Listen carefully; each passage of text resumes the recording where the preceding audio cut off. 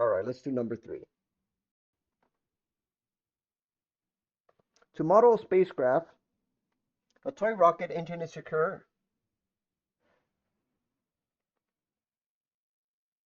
fastened to a large puck that can glide on a negligible friction over a horizontal surface, taken in the XY plane. The 4 kilogram puck has a velocity of 3 meters per second in the horizontal direction at 1 instant.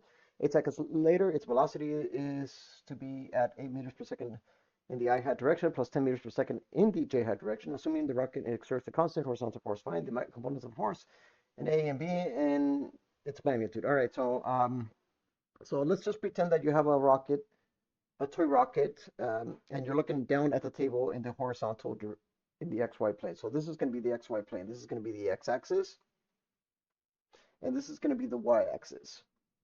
And you're looking at this specifically at the table here, and there's a toy rocket, and at some point it has 2 positions because its velocities are different. So let's do this. I'm going to model it this way, folks. I'm going to pretend. So I like to do this when I solve these problems on my own. There are 2 moments, there are 2 positions where the rocket is at. Now we could either draw those 2 positions in the same coordinate system or separate them. I'd rather just keep them separate just because realistically that's what we're doing. So let's do that. Let's draw the coordinates visually. So I'm going to put a box here. And this box represents where the position is. This is going to be the origin right there. And at that origin, the velocity of that rocket is going to be 3 meters per second square at the specific time when this is 0 seconds.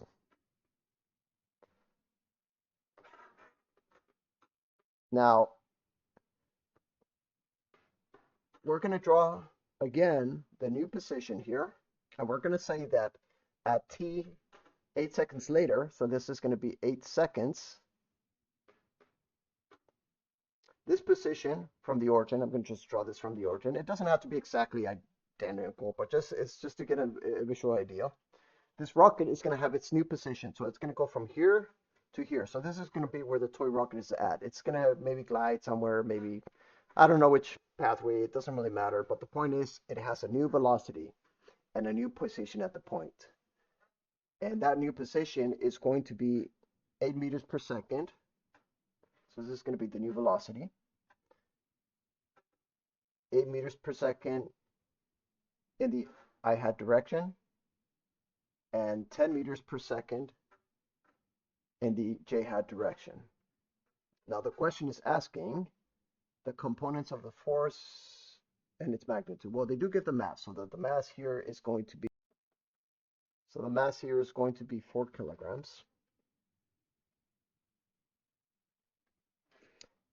So so if we can find the acceleration, we can find the force. All right, so let's solve for the acceleration. So the acceleration, and I guess I'll put it in terms of vectors, equals the change of velocity over the course of change of t. Change of t is going to be 8 minus t2 minus t1. I kind of call it both t. T varies depending on the time, of course. But 8 seconds minus 0 seconds. So change of delta t in this case would be 8 seconds. Delta v, this is going to be a vector. So we're going to have to treat it in terms of components. I'm going to use the notation that they know. So let's do this. So let's say that the acceleration, let's find what the components for the acceleration is. Once we find that, we can find the mass. So the acceleration would be, we're going to take the final minus the initial. So we're going to take 8 meters per second minus 3 meters per second. And this whole thing is just going to be in the I hat direction. So, and then we're going to add this to the difference between, this is the difference between change of x, 8 minus 3, and we're going to do the change of y. So this change of y would be 10 meters per second. That's the final. The initial is just going to be 0 meters per second square in the a hat direction. So this is going to be the I hat, this is going to be the J hat, and all this is in the course of 8 seconds. in between the thing. So notice that already the components, 5 meters per second in the I-hat direction, plus 10 meters per second in the j-hat direction, or in the course of 8 seconds. I'm going to write them separately here. So this would be second square. So this is going to be already the components for the acceleration. So you just take the difference between the magnitude between each of those individual vectors. So, so this should be correct. So all we're going to do is we're going to multiply this by the mass. So we're going to say that the force here, the force is going to be the mass, which is 4 kilograms times A, which we just found. So we're going to take 4 kilograms and we're going to multiply it by 5 meters per second squared divided by 8, and this is going to be in the I-hat direction. And we're going to take, I'm just kind of organizing it this way because I don't know how to organize this, times 4 kilograms. And we're going to, and this is going to be the I-hat direction. I'm just going to write them separately.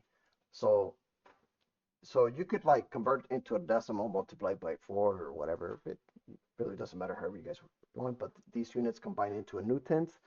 That's 4 divided by 8. That's a half. 5 halves would be 2.5. 2.5 newtons.